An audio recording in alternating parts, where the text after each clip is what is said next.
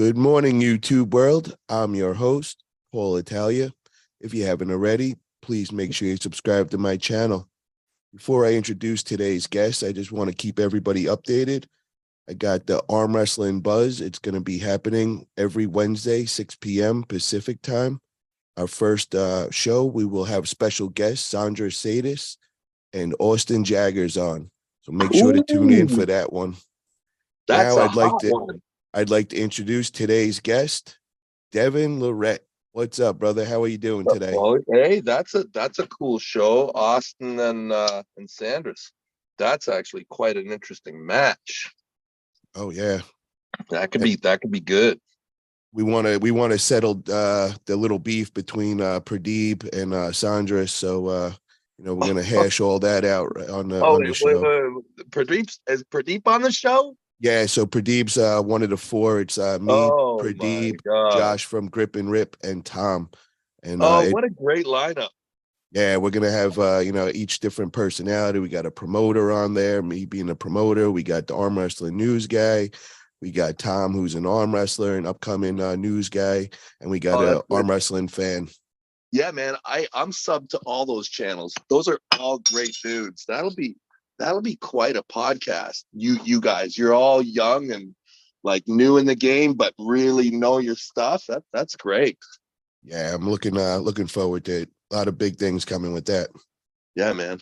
So I want to start off with asking a few questions from my subscribers. I made the post that you were going to be on my channel. So, of course, a lot of people had some questions for you and all. So let's start off with that. The first one is, what arm wrestlers did you look up to in your younger years? Well, I mean, at first I looked up to my coaches a lot. Like my initial coach, Dion Langell, like to me, and still to this day, I mean, oh my God, this guy was just a freaking monster. Like this guy was about 165 pounds. But when you get those guys who are just perfect, you know what I mean? Like, and it's like they have a certain weight, but they're way bigger. It's like it doesn't even make sense that they're so light. It's like just the way that he was put together, just perfect. Like so strong, past where he should have been. I was really inspired. Like when I met Dion, it really changed my life. Like I went from like my discipline level went through the roof as a direct result of knowing that a human being could be so fit, like I was just like, I want to be more like this human being. So yeah, I got a lot of inspiration from him. Like the guys. Let me ask you, Dion, is he still in the arm wrestling game now? Not really, no. He's so I met Dion when I worked in the oil field.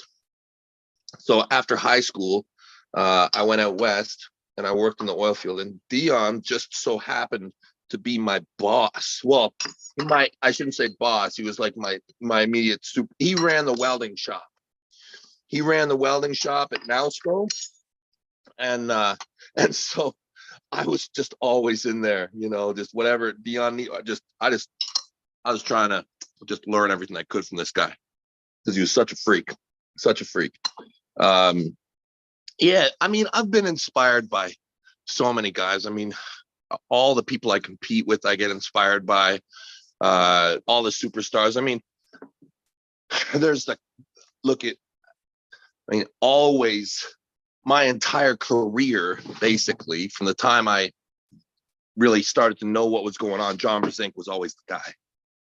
Right. So, I mean, the eyes are always on him, always. But yeah, I got inspiration from tons of people. Let me ask you, when you were getting coached, what does that mean? What did they do for you? Was it like they actually taught you on the table? Like, what does a coach do for you? Well, So when I say they coached me, so I would say my coaching in arm wrestling has been like, I'm still getting coached. to this day. So at the beginning, it was very, very, like, this is how you arm wrestle. He'd take me to the gym and he'd show me all the exercises. He would technically counsel me as we were, on the table, because before this, I used to arm wrestle with my grandmother and my friends, but no, like, I had, just like anybody, I was a new guy. I came into the sport. I was like, didn't know what I was doing, and he taught me how to, post and roll, which, seems so natural now. But, I remember at that time, I was like, this is completely crazy. Like, I mean, I just want to go like this. So yeah, he kind of straightened me out, got me into the gym, got me training like an arm wrestler. Then I moved back home, got with the Picton Arm Wrestling Club, working with Troy Eaton, Mike Gould, guys like this, and we started to work on, the more finer points, like, we were advancing our game, and I was definitely the junior guy on the squad. But, because I was so insane about it, I asked a lot of questions, and, together, eventually we were all kind of on par. I'm still getting taught by guys like Troy and Mike today. Like, they got more time in the game than me. Like, they'll still be like, Devon, like, maybe think about this a bit more, and it'll be good. And I'd say that so much coaching comes from YouTube, because if you just watch, and if you're a good student and you're a good study, you watch guys win, you watch guys lose, you think, okay, why did that happen? What caused this? You can make some guesses. So you're learning while watching. I learn from my competitors. Every competitor is actually my coach. I watch them, I watch their training, I evaluate it. Yeah, man, you never stop learning. Let me ask you, is that something you recommend when a new arm wrestler gets into the game, is to go and seek a coach? Oh my God. Here's the thing. It's a lot different now. It's a lot different. When I got in, that would have been a 100%. You must find a coach. You must find a team, because the information wasn't out there. It really wasn't. Now there's a lot of information online. Like, if you're watching this, you can just as easily watch how-to arm wrestling videos. So you can go a long way. Guys today, when they come into the club, they're already halfway there. They're already doing the exercises. They're already watching pro arm wrestling on TV on YouTube all the time. They see the flow, they see the movement, they see the exercises the guys do. So right away, their movement patterns are already better. But bottom line is, you got to play, you got to fight, you got to condition, you have to get with the club. You have to be practicing the sport like as a lifestyle. Like, you have to be doing it. Like, I don't like to say have to, because there are many ways to do it, but I struggle to see it as the easier path, and the more fun path is definitely to get with a club, to get with people, and practice the sport all the time. Yeah, I definitely agree with that. When I first got into the sport, the guy that I got in touch with was Engin Terzi, and every week we would be on doing a couple hours of FaceTime, and he showed me, actually remember showing him my whole gym setup, and I had, like 1,000 handles, everything ever made. And he goes, Paul, throw them all out. No good, no good. And he goes, go get a piece of wood.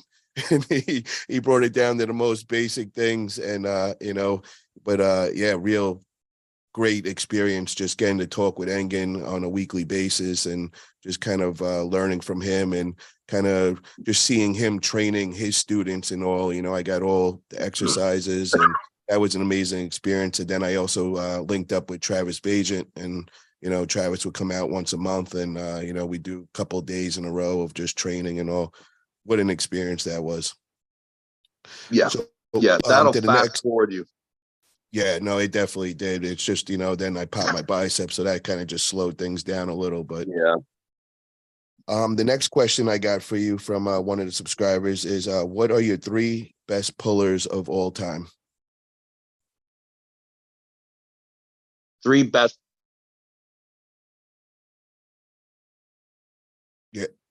Yeah, I think I lost the audio.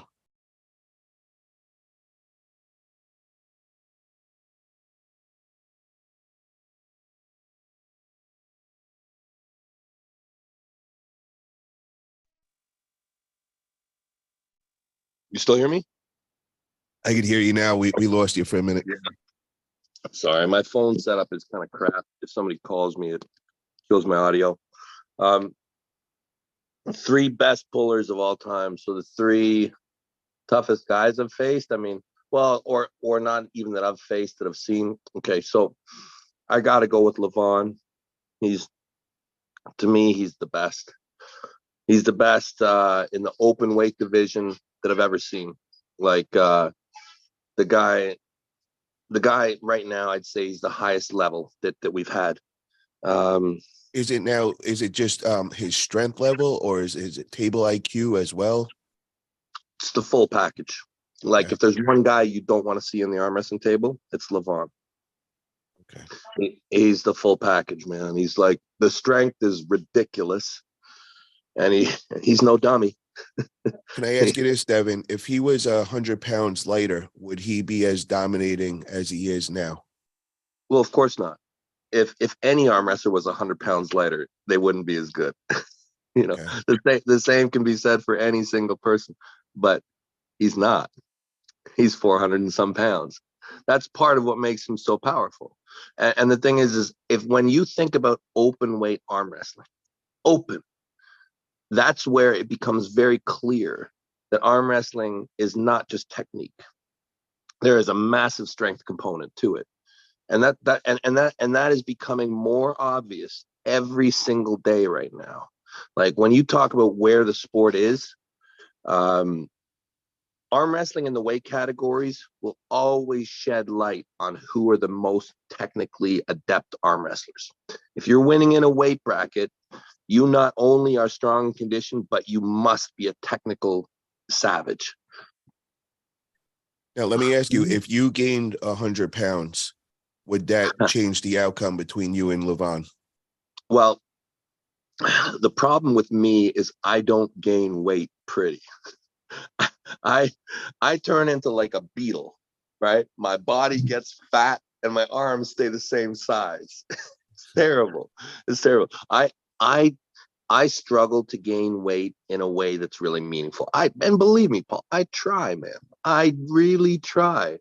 But and it's not some new thing that I've been trying. My whole life I've been dedicating myself to getting stronger and bigger. And some people just have that capacity more than others. Um, for sure. Look, if to be more specific, if I could give another like 4 inches on my arms, oh yeah, I'll be super dangerous. I know that I have good arm wrestling skill, but I also know that to be a great arm wrestler in the open weight division, man, you got to be able to get just insanely strong now, insanely strong. Yeah. It's interesting, you talk about like where is the future of the sport. Like I think that there's a lot of different futures, okay? A lot of different things that are exciting that we can focus on. But when you speak about open weight, I'm going to tell you, you should be looking at that strongman community. When I think of strength athletics, the common strength fields, you got powerlifting, you got strongman. I'll throw bodybuilding in there. Arm wrestling, there's a lot of Highland Games, a lot of guys like this, strong athletes, strong human beings. But in my opinion, some of the strongest and the biggest come from the strongman community. Yeah, I totally agree. And I mean, they got the frames that they could pack on that weight. I mean, some of them are already that big. And You're right. when strongman once again starts to shed light on arm wrestling, and we're ready now. Everybody knows it. Arm wrestling now has got enough spotlight. It's cool enough. They'll start doing it now. Why And don't you grab one of them? Why don't you be the guy and start coaching one of sorry, them? believe me, Okay. I'm way ahead of you. Oh, perfect. I like it. Now, what happens is wherever people think the level is, and it's unattainable, like the 4-minute mile, right? Like it was unattainable, then somebody broke it, and then everybody did it. You know, we all view Lavon like a space alien, right? In our community, we're like, man, there's no freaking way. Like, who's beating him? Yeah, they're out there. They're out there. They're all coming. I like that. We're arm wrestling is about to go in the open weight division. Be careful. Be careful. Yeah. I like that. Let's back to the three top pullers. We have Lavon Yeah. as number one. Yeah. So what I'll do is I don't ever feel good about not saying John Brzenk, you know. And I actually do not put John's best form at the top of the list. I think that there's probably a few guys, a lot of them in the modern era, that are going to give the best version of John a hard time. I believe that. I think the sport's come along, and I think that, you know, the only thing is John is, you know, probably supposed to be about 215, 220 pounds, you know, for most of his career, and at times even lighter, you know. And but so a guy like that to be so dominant for so long, um, I feel like there's no list that shouldn't include him. Like, just so dominant, so hard to beat. And yeah, you can point out a loss here, a loss there, but for 95% of the time, the dude is winning every single time, you know? Um, so, so yeah, I mean, he belongs on any list where you talk about the greatest. Um, and then I guess to spread it around a little bit, I mean, there's a lot of people. I look up to a lot of arm wrestlers, but um, I think that we have to go back a little bit, and I mean, I'd say Engen. You know, got to go with Engen. Uh, I think that Engen brings a level of focus and intensity and specificity to the game. It was really rare. He did it across multiple categories. Yeah, you know, his ability to just dominate the tournament scene and WAF for such a long time. I mean, and I mean, I'm biased as well because of just I've seen all the things he's done. I lost your audio again. I'm sorry. I'm sorry. People keep Oh. calling me. Yeah, Engen. Engen's got to be on that list. What about yourself? Me? Oh no, I'm terrible at this game. I got no place on any list. I'm basically a YouTube arm wrestler. I'm like on a level of like Schoolboy or like Arm Wrestling Whisperer or something like that. I disagree with that, brother. But what would make you put yourself on the list? What other accolades do you want to hit? Mm, I'll arm wrestle till I'm dead. Um, I'm not gonna stop. It's But interesting, you what know. puts you on the list though? Like what could put you on the list? Because I mean, you've been doing this 30 years. You've been very dominant. I mean, now you're going around and you're still. I mean, at this age, you're dominating everybody, and you know the only person that's beat you really is Levin. So Well, you know, I'm 40. I'm almost 48 now. I don't know what the future holds. I mean, I like to think of myself as immortal and like never gonna get broken but we all have an expiry date, you know, for that level. And it's never when we want it to be, but it's always right around the corner. So it's important to remember in whenever I'm planning or trying to come up with things, I have to remember my mortality. uh, but for me, I will be continually driven by just having fun. You know, that's it. That's all I'm really after is just having good times. And for me, a good time is if I think that I'm bettering myself in this game. Really, I mean, I've given up on basically the rest of my body. I've basically given up on my left hand, and all my energy, all my focus is to try and make my right hand into arm wrestling at the highest level that I can. So it's an interesting experiment for me, and I'll continue it, and I'll get happiness from that experiment. And I think I can probably do this. I mean, if things go well, I'm just not going to stop. I don't know. I mean, we can have this conversation again, hopefully in 5 years, 10 years, 20 years. If I'm still arm wrestling in 20 years and healthy, oh man, I'm going to be difficult. I will be difficult to deal with. Do you have any goals of being the best or ever being called the GOAT, or is that in something you're chasing? That's that'd be nice, but it's not why I do it. I'm a super simple person. I'm super simple. Like I do it just because I enjoy it, and it gives me a lot of pleasure. Like I arm wrestle at night. I go hang out with my buddies. Good times, and I get on the table and rip. It's a very simple life, one that I take great pleasure in, and that's why I'm doing it. Whatever else happens is like, I would do it if there was no money. I would do it if there was no events. I would just walk around trying to crush people. It wouldn't matter. Yeah. You consider yourself the number one ambassador for arm wrestling? People say that a lot to me, but it's a wave, man. And we are all on this wave together. There are people before me. There are people beside me. I'm definitely a face that people recognize and associate with the sport.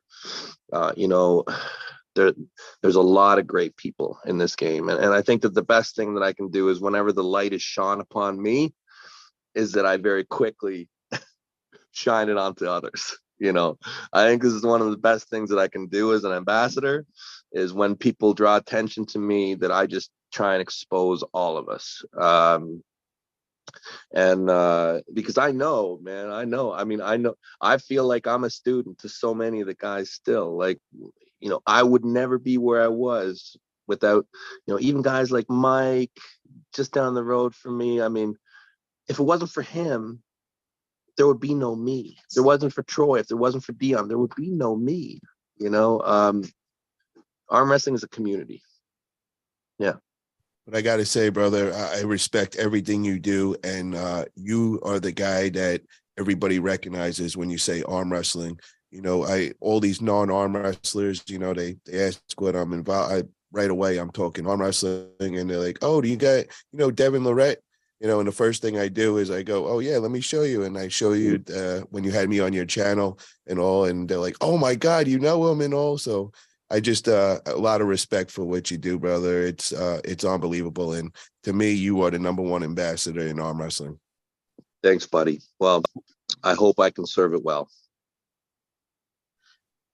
So the next question we got from our subscribers is, would you ever consider a rematch with Lavon?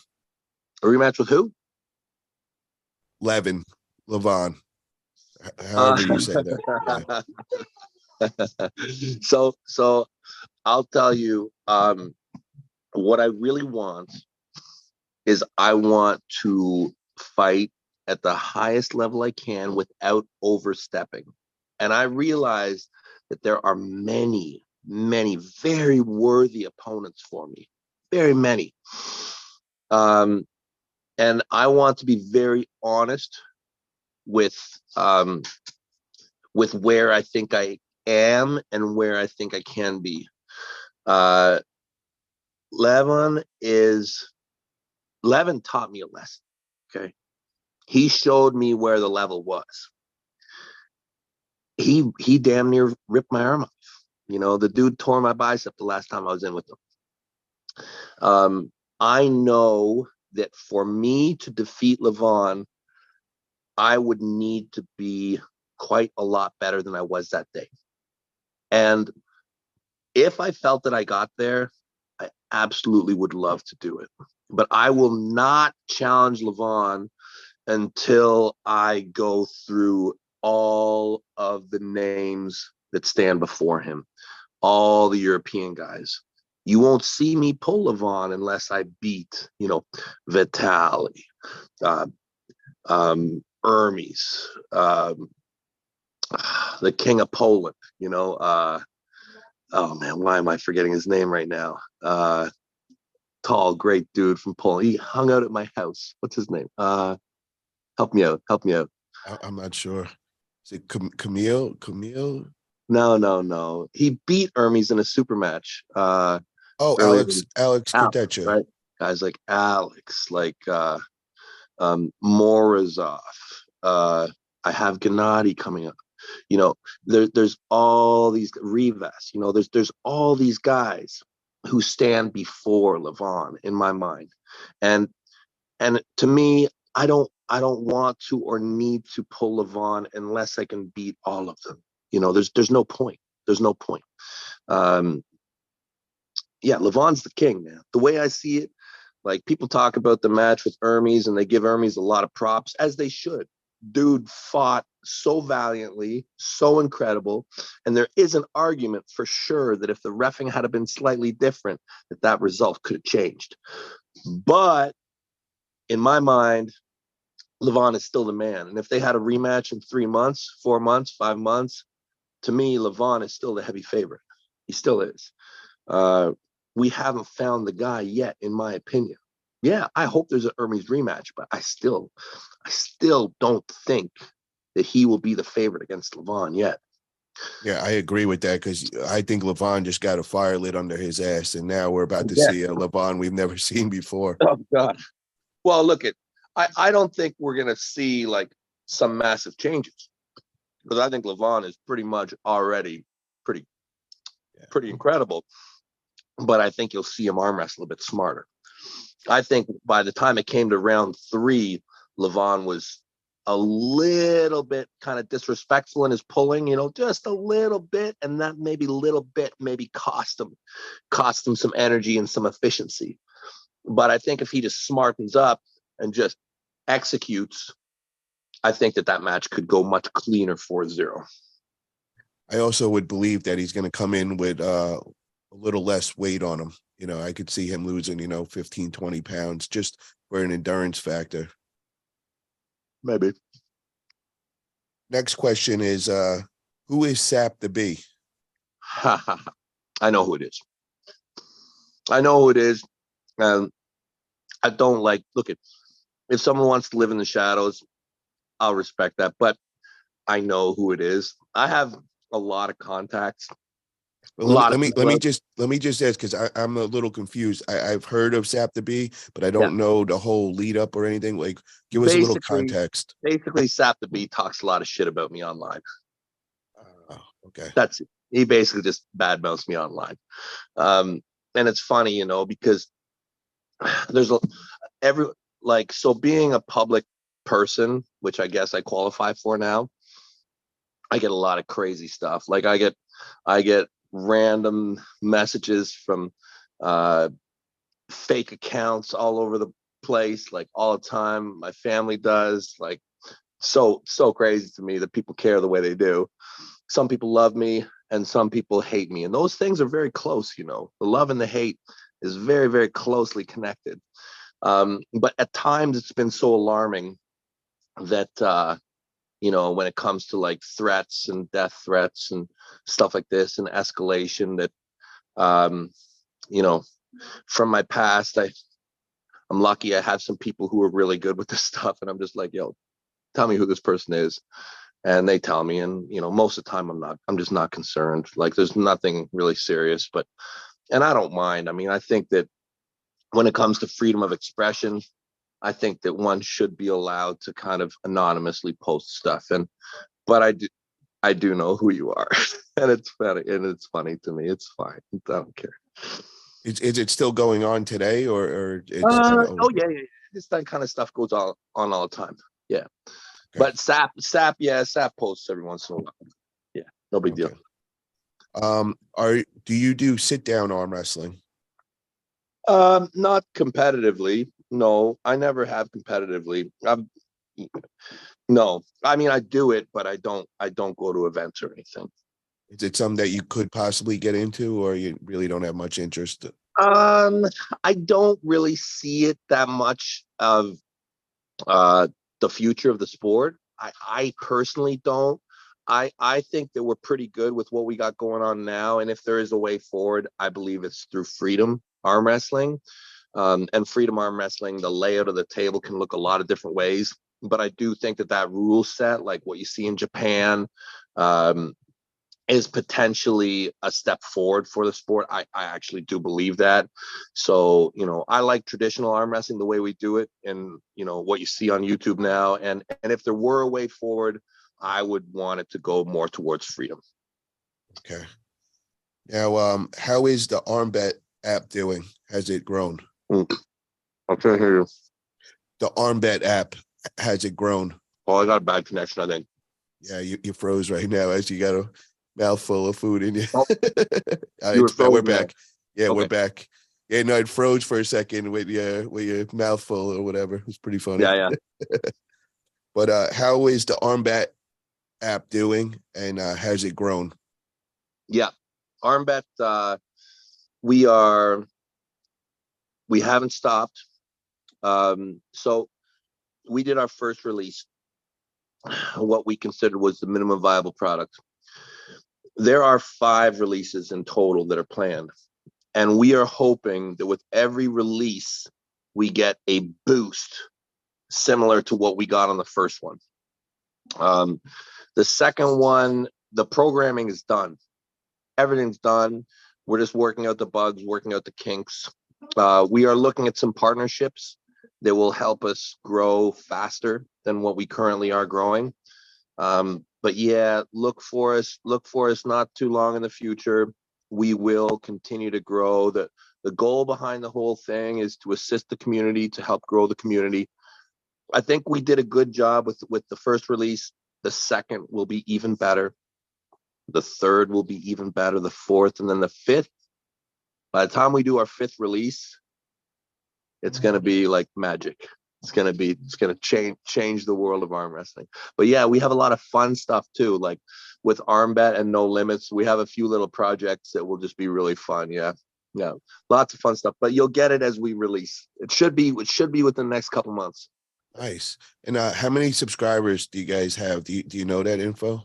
Yeah, I could look up specifically, but I think last time I looked, we were around 40,000 users online.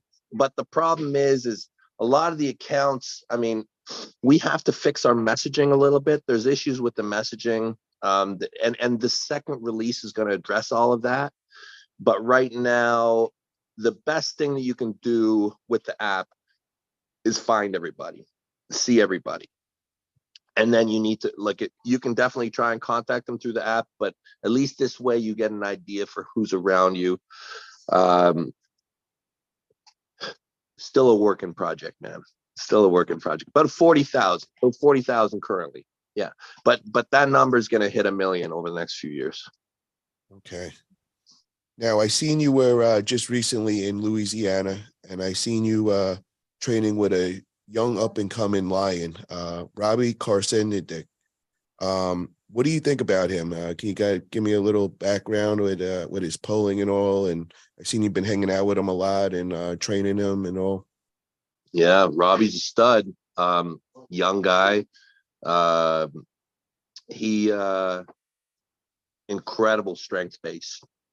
So clearly an incredibly fit, strong human being. Natural hooker. Yeah, he's got a bright future. In that weight category, I don't know. I mean, I think that he's got a lot of guys to look at in that area. He's blessed in Louisiana. I mean, not too far from him, he's got guys like Dan Mosier. He's got guys like Craig Toulier. So he has some guys like in his division that will be massive obstacles. So for a guy like Robbie, if he can clear out his province, he's basically right there on a world scene. So yeah, I mean, he's really good. He's very, very good. Are you going to be working with him a lot? Oh yeah, I'll the thing is so Robbie is actually the son of Rob Carson, and because of the Wharton's jelly and me going down and getting treatment kind of on the regular, every time I go down there, I get to see Robbie. And every time I'll give him my best. I'll give him pointers. He's certainly got a bright future. Absolutely. Yeah. Very nice. So I want to move on to the next topic, and that's Lavon versus Artem Nazarov. I just want to get your thoughts on that. And do you think Artem has what it takes to beat Lavon? Definitely great pick. Great pick. Got a great style. People need to understand that while arm wrestling is counters and this and that, inside, outside, wrist, arm, elbow, shoulder, there's one movement that opens the gates for victory. And if you're a great arm wrestler, which anybody at the world level now, they're all great arm wrestlers. Okay, there's no dummies. Okay, nobody is arm wrestling at that level and hasn't arm wrestled for decades. Okay, Morozov, even though I think he's mid-20s, is he 25 or something? Yeah, I think he's either 24 or 25, Yeah, but him coming from Kazakhstan, I mean, yeah. There's top in the videos of world. him arm wrestling as a teenager, right? And he was arm wrestling at a high level. Okay, he's been arm wrestling a long time. You watch him arm wrestle, everything's perfect, and it's this, right? And you see him initiate. He initiates high, and that's the key. So if he can get his post strong enough, yeah, it's a match. We've seen it. We just saw it recently. You can break him down potentially. You can. He's the underdog. Make no mistakes. He's the underdog. Does he have a chance? Yes, he does. Yes, he does. Yeah, it'll be a great match. Do you see him taking a round? No. But I could very well be wrong. And look, at the thing is when a guy like Lavon is on top, nobody ever thinks he's gonna lose. Like, that doesn't matter. Like, he's just so strong and so good. But it's gonna happen. It's gonna happen. Yeah. My next question is, who do you have as the top 5 in the world with the left hand? Yeah. And just remember that Dennis has just made his comeback as well. Well, Dennis is not training his left. Dennis is training only his right hand. A lot of people don't know that. Dennis is doing the pumpkin training. So Yeah, Dennis but only. I don't know about that, because when I talked with Artem Nazarov, he told me that he got on the table with Dennis left, and it was Did he like say hitting. left? Yeah, and he said it was like hitting a wall. You know what? I haven't seen the interview, but I would question that. I'd want to make sure that I clarified that, because the best of my knowledge, Dennis's left is somewhat injured and he's not training it whatsoever. So that would be surprising to me. If the number one guy in the world is saying he's bouncing off Dennis left-handed, that would be surprising to me. I'm 99% sure he said that, because I did question him. I was like, aren't you number one in East versus West and all that? And he said he wasn't looking forward to pulling Dennis, that he still needs time and all that. I think they train together or something. Yeah, so that's really interesting, because I thought Dennis is only training his right and that his left was injured. But it wouldn't surprise me that Dennis's left is still super nasty, not even a bit. Like, people don't realize how strong that guy is as a human being. It's completely ridiculous. Completely ridiculous. Same thing with Lavon. Lavon is injured left hand, doesn't pull. But I mean, so the two guys who might be the number one and number two are injured and not competing. Yeah. Which is really funny, right? Yeah, look at right off the top of my head, I have names like Dennis and Lavon as questionables. Okay, but I have no idea where they are exactly, because they're inactive as can be. But if either one of them wanted it, I wouldn't be surprised if they could quickly be the 1 and 2. Obviously, Morozov is ranked 1. I think Vitaly Laletin is probably on that list somewhere. the left hand, Can I throw it in doesn't. one possibility? Maybe you're forgetting about Corey West. Yeah. Uh-huh. Would you put him in the top 5? Sure. Why not? Yeah. Where do you Yeah. think he would where land in there? Do you think he beats Artem Nazarov? I don't think so, but he might. And he might definitely beat him round 1 and 2. Like Morozov, I think, is probably a smoother arm wrestler and a bit more efficient. That dude, Corey West, has got some strength. I tell you, that kid is strong. Yeah, he belongs out of the list, and I heard he's getting a shot. So he definitely is going to be on that list. Yeah. He reminds me of that reference to the strongman when you were saying earlier. Because I mean, Yeah. he's got that frame on him. I think he comes from a powerlifting background. We see him benching, 550, 600 pounds, making it look really, really light and all. So that's one of those guys that I would think is kind of like that strongman background. And I've heard his hand is like, it's like gripping up with a softball. It's huge. Yeah. His hand, actually, the way I remember it, is not as crazy. But the hand, look, it's great to have a big hand, but it's great to be strong. And Corey West is like unbelievably strong. Yeah. Yeah. The next topic I want to bring up is what do you think of the toddler's removal of his bone spurs and his infamous bone lock? Is that going to, is it going to affect him? You think after the surgery, he's going to be able to return to the level he was at?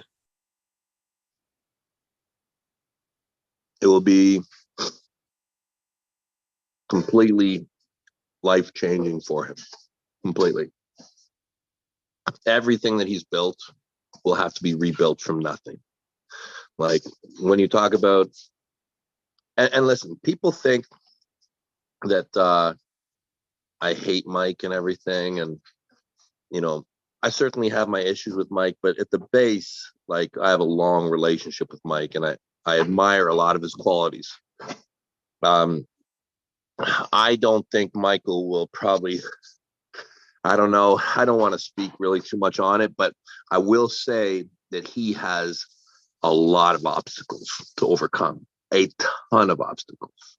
So, for one, there's the bicep detachment, which is probably the biggest one.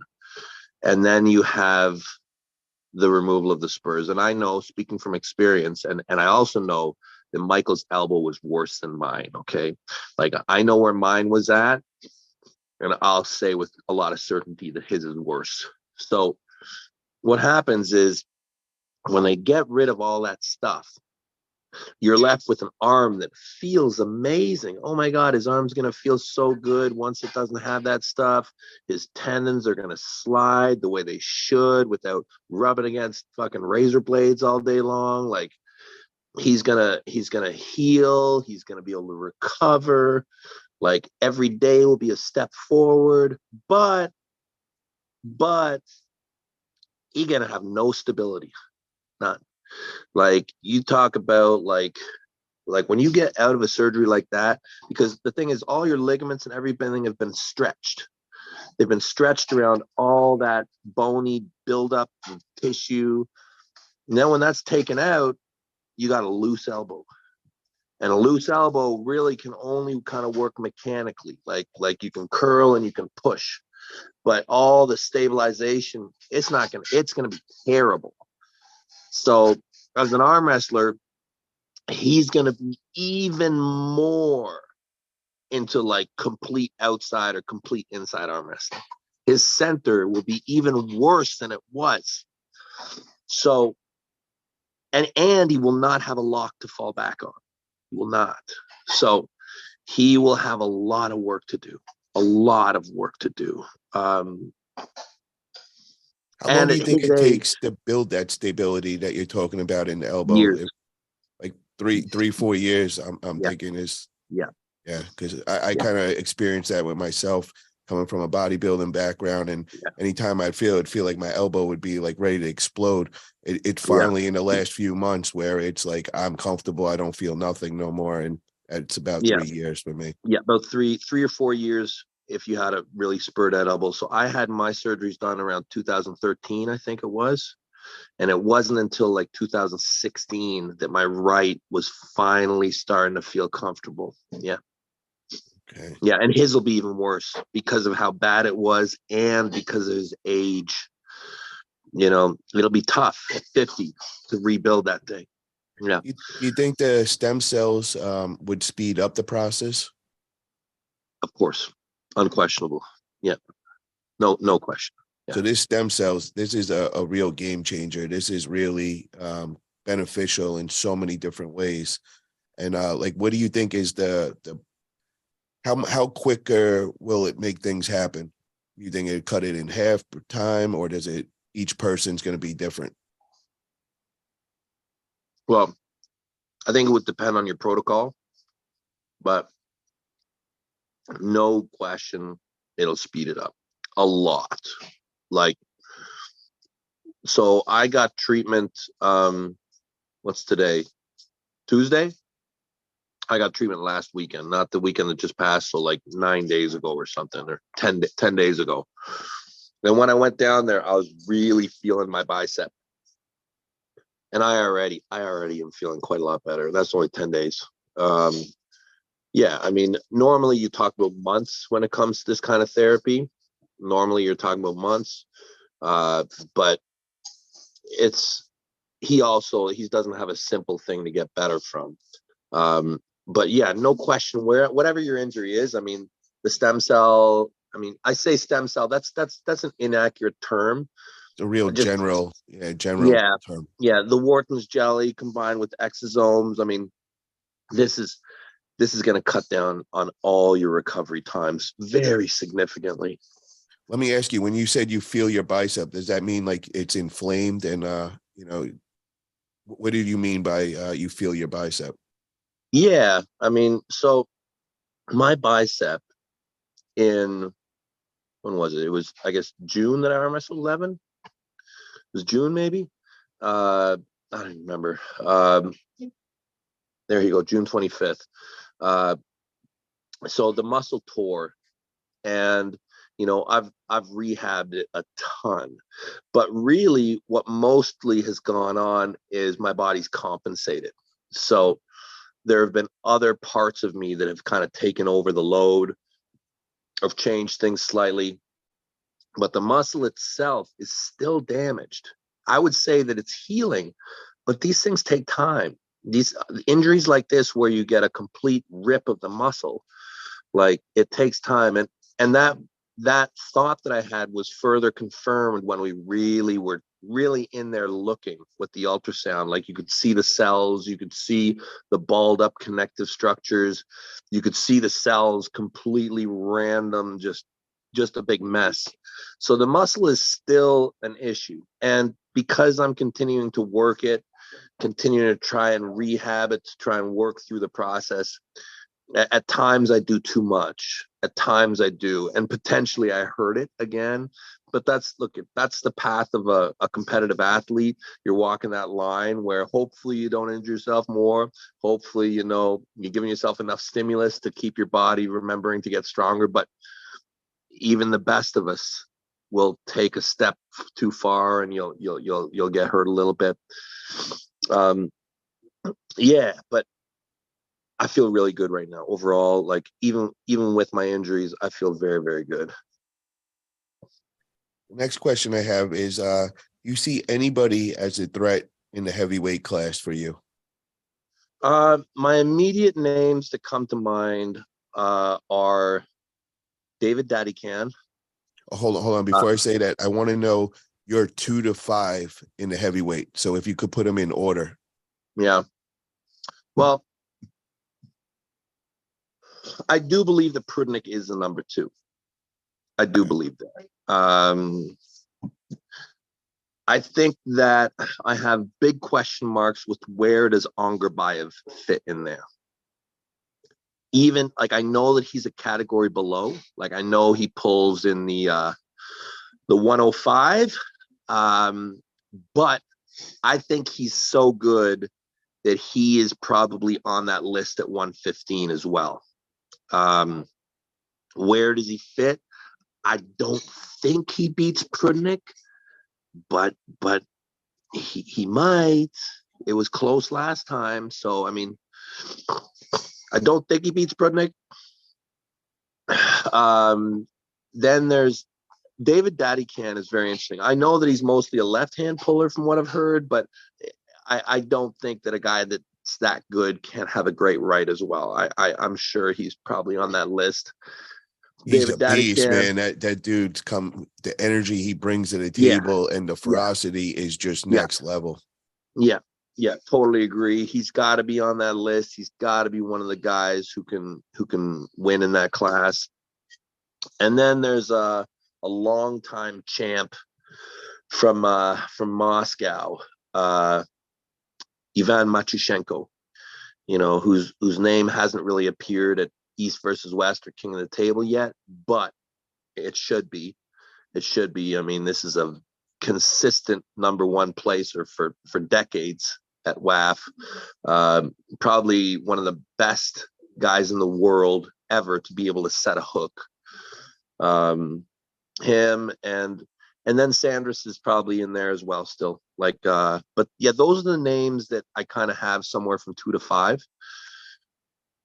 Yeah. Who do you see being a threat? Is anybody looked at as a threat? Because if Prudnik's number 2 and you beat him the way you did, do you see any other guy's style being a threat to you at all? I mean, of course they're threats, but I see myself as the favorite. So, while, I mean, everyone at this level, I mean, there's no easy match and, but I do believe that I should be considered the favorite against any one of them. I do believe that. And that's one of the reasons why I'm pulling super heavyweight, just to keep myself, not having to just do layups all day, But if you had to pick one guy though that you just wouldn't want to face out of them, no, I'll kill them all. I'll kill everyone. Yeah, it doesn't matter. Okay.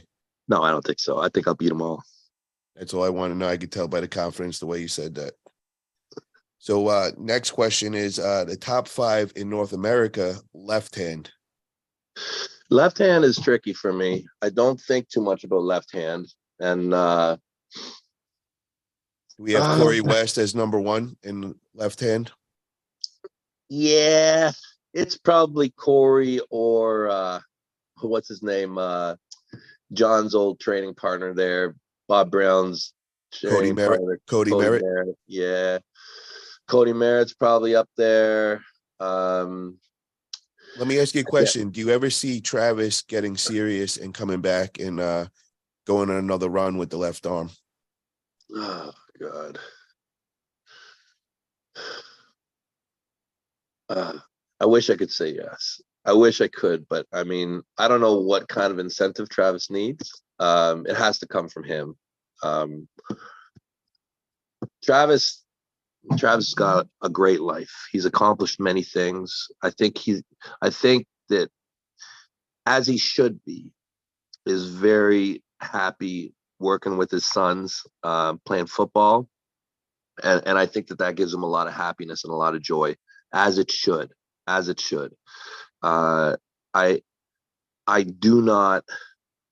don't see that changing. I don't. I hope it does. If Travis got serious and started to train like he did, yeah, he can do it. I mean, 40 is young in this sport. I mean, it's young, especially when you have the base that Travis has. How long would it take him to be on top again in North America? Real hardcore Travis old school training. You think it's a year, 2 years, faster than that? Now the thing is it would have to be like a no, like it's really not about the time. It's just about the mentality. And it's if Travis can mentally get himself in a place where he has the motivation to do it and changes his life that he does. If he could have the perfect mentality where he got up, lived, ate, and slept arm wrestling, it wouldn't take him long. Probably wouldn't, like, but I struggle to see him doing that. I don't know. I agree with you 100%, hanging out with him all the time. And, I could see he gets into it for like a month or two, and then he kind of just loses, it phases out. The difference is when I watch you love training. That's your passion. Yeah. That's your obsession. Anytime you talk about you're either going training or you just got done training. Where Travis, it's more of a force thing. He never enjoyed the process. Yeah, the motivation is different. Like, I feel like to be really great at something, your motivation has to be, just the pure love of the process and the love of the activity. I mean, if you start to get too far outside that, there's too many alternatives. Like, if you're motivated by money, you will find ways to make money. If you're motivated by strength, well then, yeah, you'll get strong, and I think that when you take a real solid look at Travis, I believe a lot of his motivation is financial. It is. And there's nothing wrong with that. It should be a part of everything you do in life. You should try and get compensated. It's very important. But to have it be your number one concern may actually, in a strange way, lead to lesser results. Like, you have to love your craft. You have to love doing it above everything else. And from that, greatness will flow. And I don't want to try and teach Travis or anything like that. Travis is incredible. Okay. We can all learn a lot from Travis. But I don't think that Travis's life needs necessarily to bring him back into arm wrestling. He's done it. He was incredible. He was probably the best in the world for a long period, maybe even right and left. I mean, the things that Travis has accomplished in this sport, people will talk about him forever. And people will always have discussions like this. If Travis got serious again, can he come back? Yes. But it's not about the time. It's just about, does Travis want to do it again? Does Travis want to be that 5-year-old kid, 6-year-old kid who used to go to his dad's bar and want to be like his dad and want to be like his dad's buddies? And does he want to be that kid again and strive to become stronger and live that life? I don't know. That's not mine. That's not mine. Yeah. Yeah. We got Cody Merritt, Corey West. Yeah. Finish that list. Merritt, Cody West. I mean, look, we're talking about the left hand, and man, you have to just dig, because like all these super matches have screwed up the left hand like crazy, right? Nobody is really focusing on the left. There's really not a lot of left-hand discussion. What about Austin Jagers? Yeah, right. Like, it could be Austin, right? Like, names like that level. Like, I mean, and that tells you, when no disrespect to Austin. Austin's great, and he is coming up, and he is going to crush it. But like, for Austin already to be considered potentially a top 3 in North America, I mean, there's not a lot of light on it. There's not a lot of light and heat on that left hand at the moment. Yeah, I wouldn't even start to think about guessing. Like, I can barely even tell you who the number 1 guy is, whether it's Corey or Cody. Do you think that needs to change, though? Do you think we need to get the left hand more active and more action with that? Sure. Yeah. Yeah, sure. But it has to be something that people care about. So the problem is that most people view their right hand as a dominant class, and it's always been that way. Like, you can go back in arm wrestling history, and people talk about arm wrestling. The right hand champion has always been considered the king. Okay, it's always been, that's our highest spot in the sport. Number 1 right hand open weight division. That is the arm wrestling king. Left hand is great, and if you can combine them, even cooler. But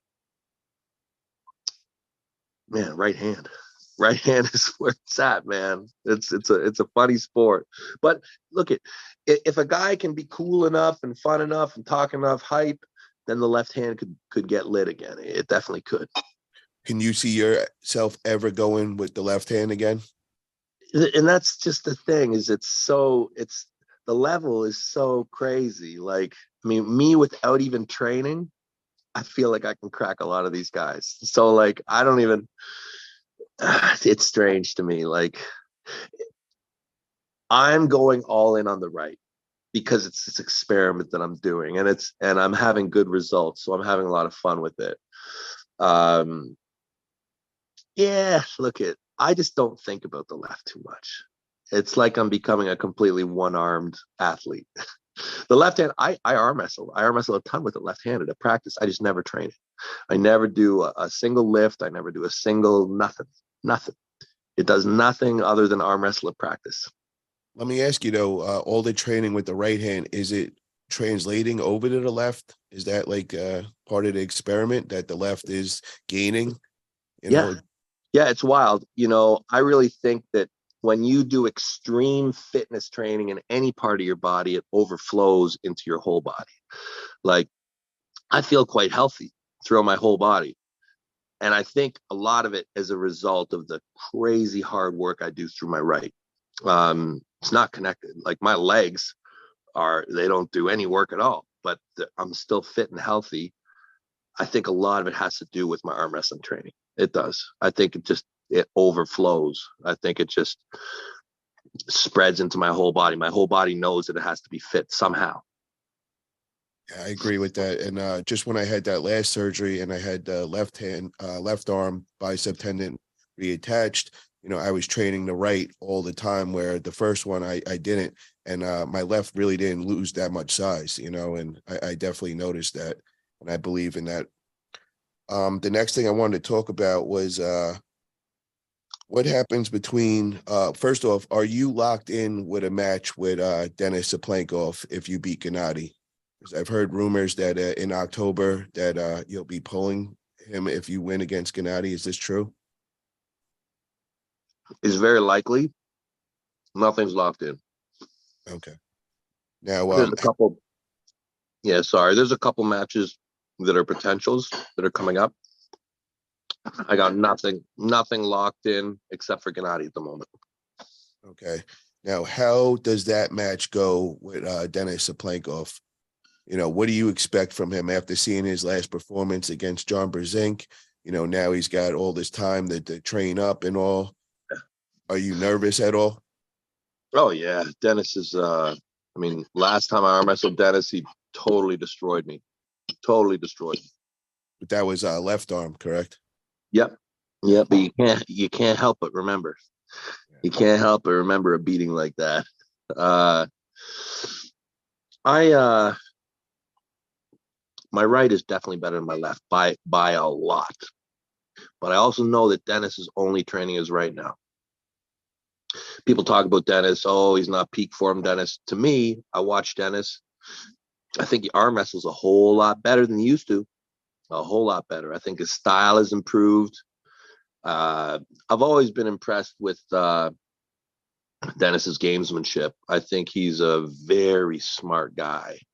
Very smart, very calculated. Anytime Denis makes a move, I feel like he's definitely thought about it. So that's very concerning. I know that Denis, if he accepts a match, he believes he can win. And Denis's assessment is rarely incorrect. Rarely. I will happily take the match. Very happily. It's a very meaningful match for me. One that I will try to win, of course. Is this kind of like a payback? You're trying to get your revenge for what he did to you against the left arm? Look, I mean, I don't like to use the word revenge, but Denis Saplankov is such an icon in the sport. I mean, it's super meaningful for me to get to arm wrestle him. Like, I hold him in such high regard that it's a meaningful part of my life to get to face him. It's not like, oh, I get to go arm wrestle Denis. No, it's like there are these tests that you do. And like, when you look back at your life, there are moments that can like define your whole existence. For me, an interaction with Dennis is a moment like this, so it's very meaningful. So if it gets to happen, and I do think it will, it's a very big deal for me. I think I can beat him. I do. I also think the guy is a titan. So, Would yeah. you train any different for him? Arm wrestling has become very simple for me. I believe that over the course of the 30 years of competitive arm wrestling that I've done, and through the injuries and through the evaluations, and I believe that I understand the formula. Like I understand how to arm wrestle, and it's no trickery, it's no nothing. There's a checklist, there's a point of entry, and from there the match will flow. I have no doubt that I can flow with anyone. I think that I can make adjustments and make the correct decisions as well as anybody can. My training will probably not change much. I believe that I have to fight him in one place. If I can defeat him in that area, I will completely destroy him, because I do not believe that he can arm wrestle better than I can. So if he's on the losing side of the wall, it will get worse and worse for him very quickly. There is a small chance that I can out arm wrestle him from a losing position as well. There is a good chance of that. So he will have to be stronger than me, which I believe he likely will be. It will come down to my arm wrestling ability, my health, my resilience. Yeah, I'm looking forward to the match. It's definitely hot, but I can't think about it too much. I have a very worthy opponent in like 7 weeks. Yeah. So one of the subscribers asked, do you think you could outlast Dennis if both you guys go into a King's move? Man, nobody breathes better than me. Nobody. I like that answer. And do you consider Dennis being the top 2 or 3 in the world right now? Yeah, he's definitely in that list. Yeah, it's a small group. You got obviously Lavon, you got obviously Hermes, and then you have a group of people who's up there. Dennis is definitely in that group, right up there with Hermes, nipping at his heels. Maybe he's already there. He's very close. Okay, there's that group beneath that number 2 spot, number 3 spot, heavily contended. Yeah, he's in there. The other question they asked is, would you come in with a shaved head against Dennis? Oh yeah, against Dennis, probably shaved head, unless I got something really good going on. But I mean, he's definitely an all-in kind of guy. Yeah. Okay. The next question I got from somebody was, what happens with you in a match against Dave Chafee today? We're maybe gonna find out pretty soon. Oh, can you elaborate a little? Are we in discussions? Are we almost there to lock something in? Yeah, we'll see, but there's quite a good chance. There's a lot of talk about. I mean, we used to arm wrestle in North America all the time, right? Like North American interaction was heavy, and with East versus West and the Europeans talking all this shit, we've kind of closed in on the Europeans for quite a while. And there's a lot of discussion about the North American rankings, a lot of talk about that match that happened between Dave and I, where it was, a lot of people think that I would not have beat him under different rule set, under different table. So that match will have to, at some point, have a rerun. It'll have to, to determine, the top rankings in North America. And I would see it happening soon, very soon. There's been some proposals already thrown out there, and I know that we're both interested. So how does that go? Oh, I'll beat him. Are you going to beat him very dominantly, or it's going to be a war where it's going to be really close? It'll be a war. It'll be a war. Well, I don't know, actually. I don't know. I'm going to beat him. Yeah, the thing is like, There's a lot of factors. And when you look at my career, you look at where I was, you look at where I am now. Um, like when I pulled Dave, I was basically still working. Like I was just, I was like my first year, I think, that I'd retired, I think. So there's a lot of things that happened after I stopped working in the military. Um, I'm not the same guy now. I'm just not. Like, I'm not the same human being that I was when I was working for the majority of my career. I'm a full-time arm wrestler now, and I have been for like 5 years, 6 years. And in those 5 or 6 years, my growth has been significant. I'm not the same human. Like, I mean, I know how to arm wrestle really well, but the fact is I'm just physically stronger now. Can you give me an idea of how much strength have you gained in a percentage wise? Say you're at 100% now. Where were you at when you went against Dave? The thing is you can't really measure this strength. That's the really tricky thing. Is a lot of it is so hard to measure, because it's built in ways that are so hard to quantify. I mean, when you talk about arm wrestling, these little movements in the strap, it's just so hard to measure. But I would estimate, without looking at weights and numbers, that I'm probably 10 or 15% stronger than I was then. I think that that's a very accurate guess. You know, from where I was in 2018, probably 10 or 15% stronger. How Yeah. about your table IQ? Has that gone up Yeah. big Yeah, for time? sure. I mean, I don't want to say big time, but the thing is I think at that period, my table IQ was very good, but I was actually less convicted. I was actually probably less sure that I was right. And now I feel like I'm certain that I have the answers. I'm certain that I know. Like I don't question whether is this the best move? Is that the best move? No, I know how the flow goes. It's become very simple for me. The choices that need to be made, I know what they are. It's not complicated.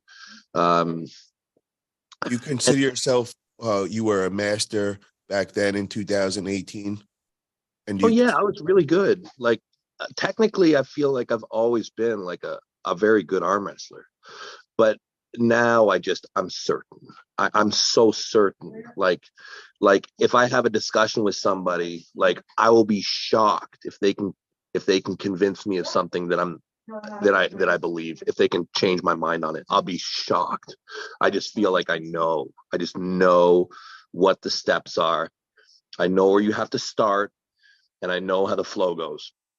And anything outside of that, you have to be a really good arm wrestler to beat the person. Really good. so can we say that you went from master level to grandmaster now? Like I'm just Sure. trying to compare Yeah. like Brazilian Yeah. jiu-jitsu. Let's say that. Okay, so we Yeah. got Grandmaster Devon now. Yeah. I'm getting older. Yeah. Yeah. Okay. Now, the next thing I wanted to touch on is I was watching Arm Wrestling News. That's Pradeep's channel, and he was talking with Alex Kadecha, and he was talking about how you guys did. I think he came over. I think he had a big match against your boy Rick. Yeah. Okay, now how long? Because I really don't remember that. I think that might have when I stepped away for a little while and I was busy in other businesses and all. So how long after the Lavon match was that for you? Well, it would have still been the summer, I think. So I don't know if it was like maybe a couple months, maybe a couple months. I don't remember exactly. I think it was before I did my big tour. I don't remember if it was before or after my stem cell shots. I don't remember. Um, yeah, it was probably within months. I really don't. It might even been the fall. Jeez, I don't know. Um, but definitely within a few 3 or 4 months, I think. Now, were you still severely hurt? Because we know that you got hurt against Lavon with the right arm and all. So were you Yeah. still hurt from that? Well, um, Yeah, I mean, look, I still have the tear. Like, I still have it. I mean, uh, yeah, I think when Alex came, I was probably still, and Paul, my memory's terrible. It's really bad. I'm sorry. Uh, I'm probably thinking that when he was here, it was well before Prudnick, so I was probably just coasting, just enjoying training, working on getting myself healthy. But I'm sure that my arm was still probably, doctors would have been telling me I was an idiot for putting it on the table, but I did. I was on the table like 8 days after the event, and I didn't stop. I arm wrestled every single day with a torn bicep. Now, For how did months. you do that? Were you going like maybe like 50%, or were you still going Oh my hard god. on your right? Oh no, no, no, no, no. I I remember so I remember like after the injury, like day 3 or day 4, I'm like trying to move it more. I'm like trying to load it up with like, a grocery bag, like doing a little bit of movement. It didn't take me long. Like I think by like day 6 or so, I was able to move the bicep fully. I remember I tried to do a workout on day 7, and I'm like, no. I'm like, no. Like I felt it like tearing more. I'm like, no, I can't do it. I remember day 8, I was down in Picton where I grew up, and I went and hung out with my club. And I was just like, guys, I'm like, just hold my hand. Just hold my hand, and let's just please just go super slow with me. And that's what we did. Just really gentle, really slow. Guys were really nice to me. And that's what I did for like a week or two.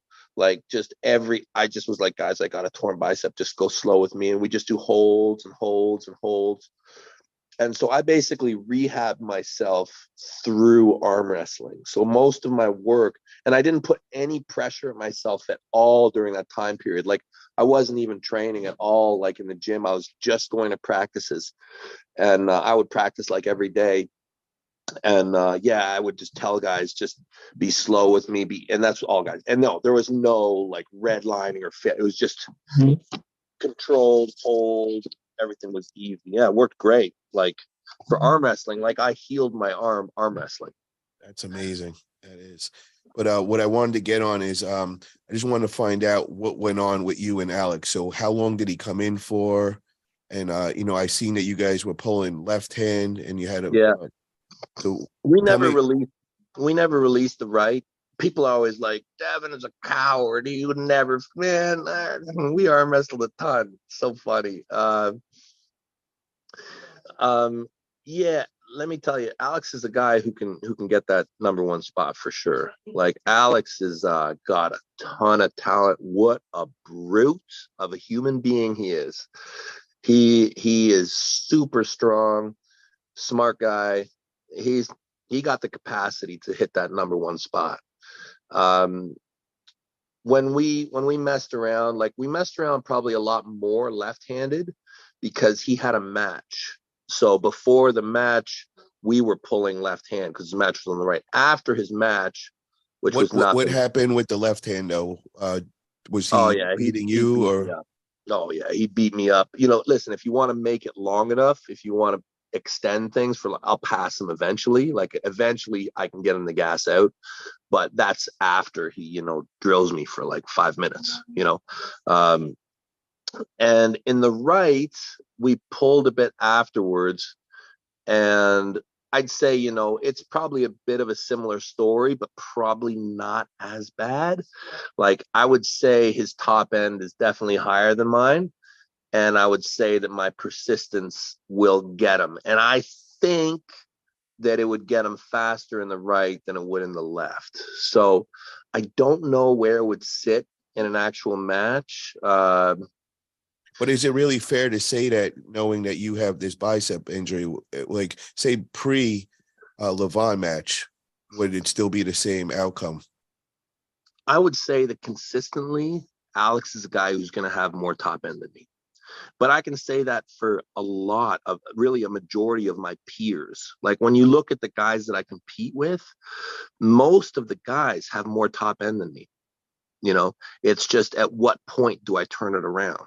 You know, do I turn it around in time? Do I turn around the setup? Do I turn around in round 1, round 2? Where do I get them in time? Because, you know, if we do enough, I'll probably burn out anybody. But I have to turn it around typically within 3 or 4 rounds. Yeah, look at that's that. Look at, and I said that name earlier. I said you don't get to Lavon, in my opinion, without going through Alex Krudetcha. Like, and I wouldn't get to him without going through Alex.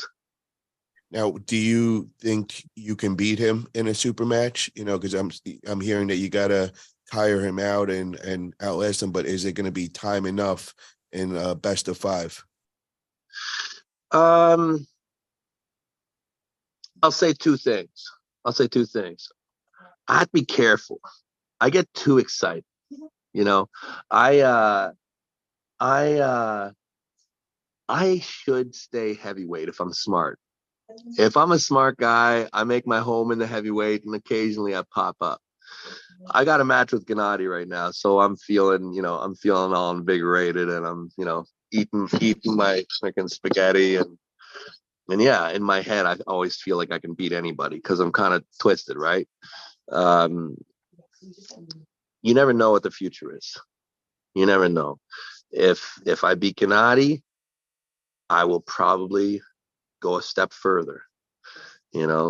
Step further. Victory will keep me marching forward. I like that. Hold on 1 second.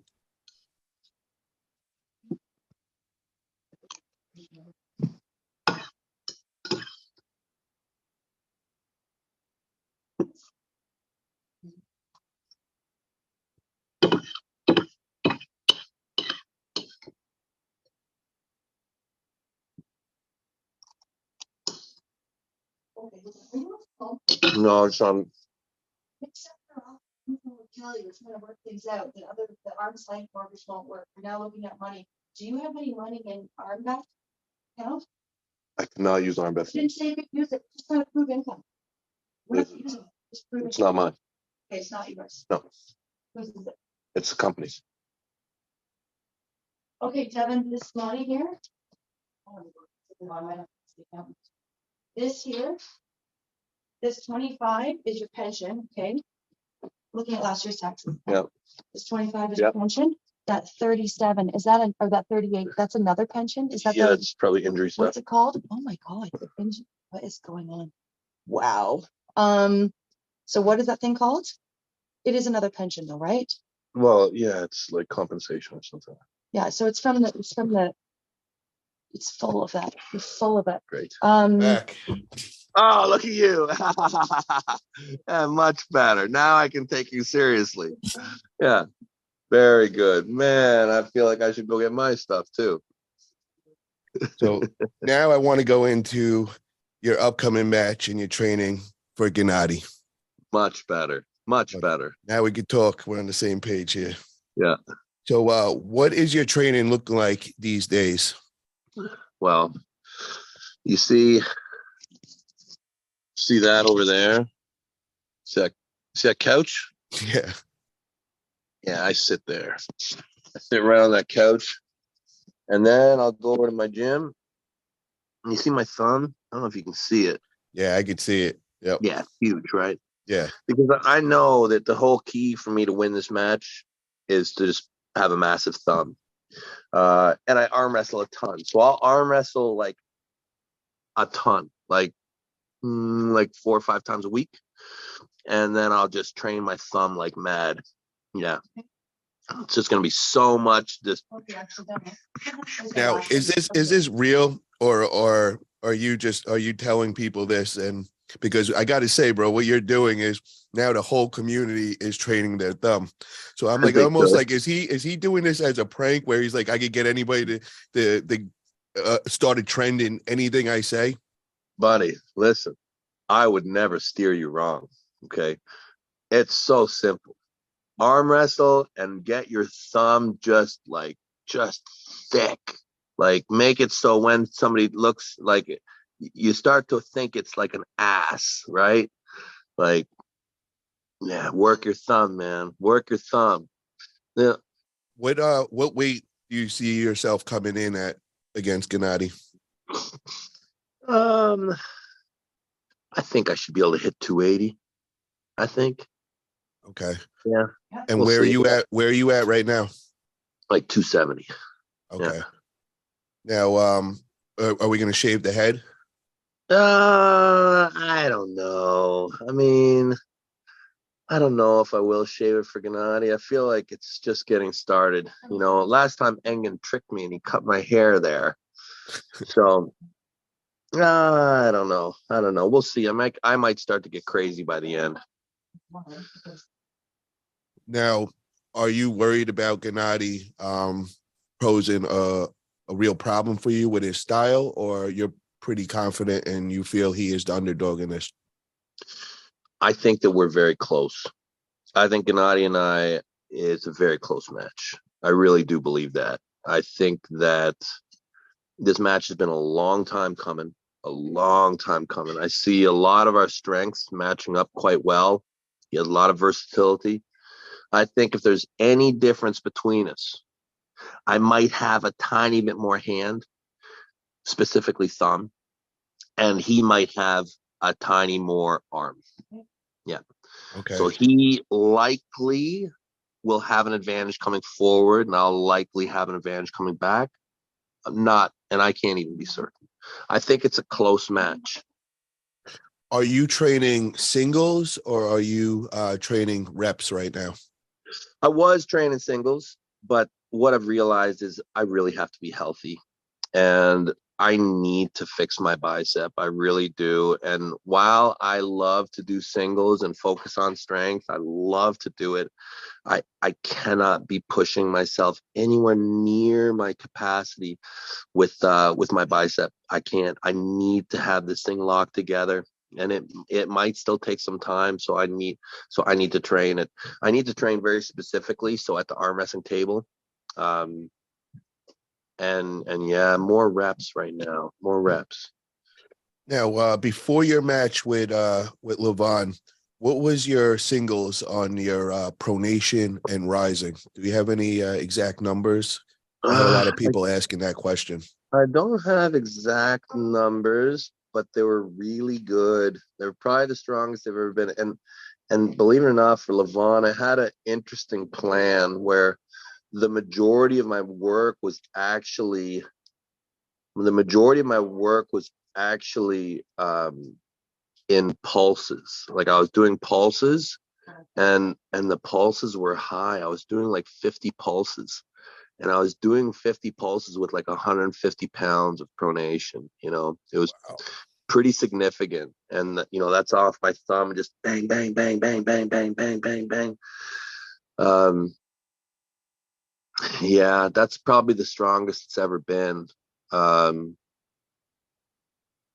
Because that kind of answers my next question is one of my subscribers said that Sandra said you're hitting higher numbers post Lavon, and he wanted to know if that was true. I don't think that that's true.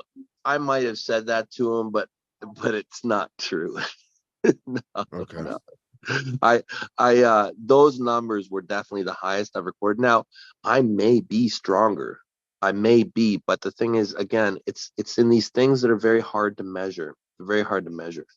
But listen, I was really good when I pulled Lavon. He was just better. Like my numbers were very high. Like I know, like I mean, the numbers were good.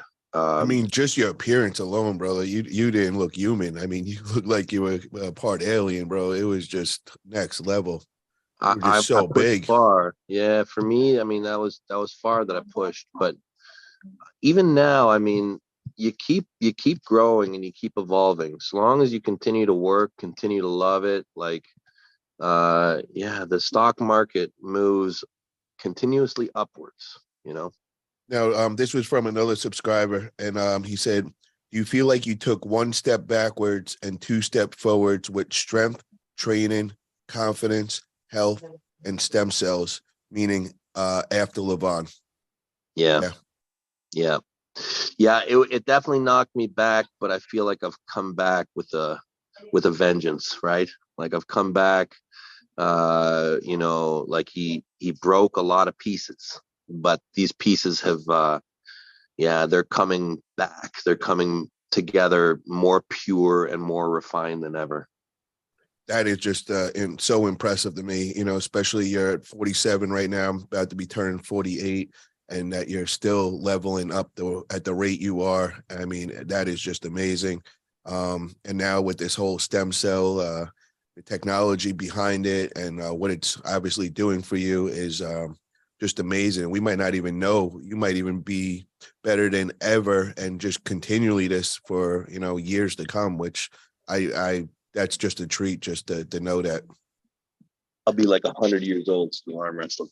Yeah, like you're like the real life Wolverine, bro. It's true. So I just want to thank you for coming on today, bro. It was a real pleasure. Really touched on a lot of topics that I had a lot of questions on, and anytime I could have a legend like you, the #1 ambassador of our sport, it's just amazing for me and my channel, and I truly thank you for that. Hey, thank you, Paul. Keep doing what you're doing. You're throwing a lot of heat at the arm wrestling world. Much respect. Thank you, brother. And just before I call it a night, I just want to say April 1st, guys, if you haven't already, me and Cobra Rhodes have teamed up. We're throwing a great event in Fort Wayne, Indiana. If you can't make it in person, make sure you get over to my YouTube. I'm going to be doing a free show on there. Got some great super matches already announced. We got Bo James Olsen, who beat the toddler that day, and we got him a great match going against Quinlan Mendez, right arm, best of 5. We also got Matt Craig, who's got a tremendous left arm. He's going to be going against Quinlan Mendez with the left arm. Stay tuned. This weekend, I'm going to have some more announcements adding on to this great event. And there's a lot to come with that, guys. So just stay tuned, and I'll keep you guys updated. Again, thank you again, Devin, and have a great day, brother. Thanks, buddy. Talk to you later, Paulie.